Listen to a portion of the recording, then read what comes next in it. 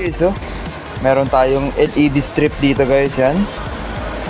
20 pieces to na kulay pula, yan. Sa yellow basket, marami tayong kulay na available, yan. Per 20 pieces ang bentahan, yan. Ipandi-design ko siya guys. Lalagay ko sa ilalim dito, yan. Tsaka dun sa taas. Yan, dyan. Taas na to. Lalagay ko siya para dito shop, may ilaw-ilaw ako. Yan. Lagyan na natin guys.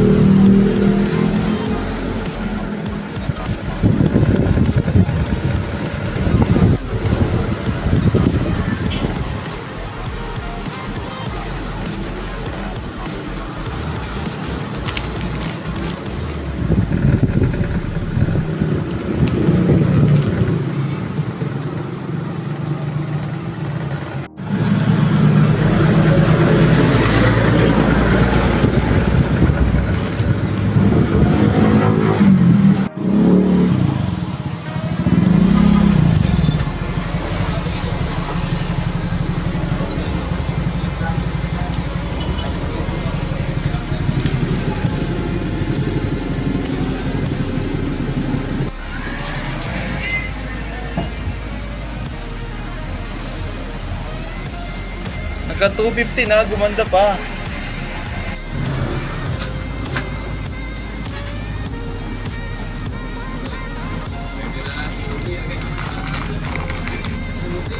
Kasama susi.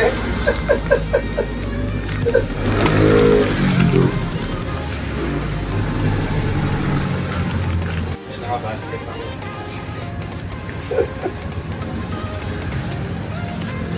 Hindi.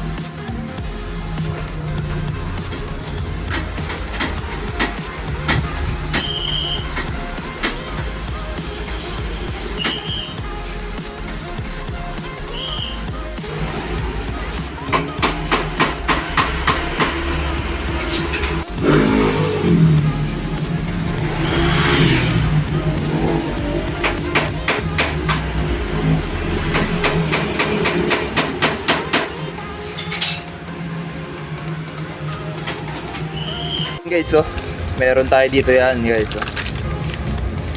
Side mirror protection bracket guys. Oh, pang Honda ADB 160 guys. Oh. Napakaganda yan. Bubuksan lang natin siya in 3, 2, 1. Yan guys. Oh. Matibay nga pala yan. Oh. Medyo makapal yan. Bakal nga pala to guys. Ah. Hindi siya aluminum kaya mas matibay siya. Hindi siya alloy yan. Tibay guys, so may pintura na rin yan para hindi kalawangin. Yan, may mga kasama na rin tornilyo to, ikakabit nyo na lang sa mga ADB ninyo guys. So, napakaangas yan. Kahit masagi yung signal light nyo sa likod, hindi yan masisira. Yan, palikuin nila to kung kaya nila guys, di ba? Sa Yellow Basket, mura-mura. So, meron tayo dito RC919 na scooter gear guys. Yan, para dito sa Honda Click natin guys. Napakaganda nito guys. Oh, yan, kulay pula yan. Yan, ito yung viscosity niya. 80W90 guys. Napakaganda nito. Yan. Para sa Honda Click natin. Yan. Napakadali lang din isalin nito guys. Siyempre, drain tayo dito. Salin tayo dito sa taas. Yan. Napaka-quality nito. 120ml. Sakto-sakto para sa Honda Click natin guys. Diba? Check out nyo na yan sa Yellow Basket. Hindi kayo masisisi dito. Fully synthetic pala yan guys, ha. Ayun guys, oh. Meron tayo dito Super Valiant center parts guys na tire sealant guys, yan, oh. Napakalambot na ng gulong mo kunwari guys sa biyahe. Yan. Tapos may butas na maliit yan. Kayang tapalan ng tire sealant natin yan guys, oh. Napakaganda niyan. Yan. Kailangan lang mo lang siyang i-shake mabuti. Yan. Tapos tanggalin yung sapito natin para mas maipasok natin yung tire sealant. Tapos all goods na yan. Yan guys, so napakaganda niyan. Itong gantong kalaki, sakto na to para sa harap likod. Huwag niyong pupunuin sa isang gulong lang.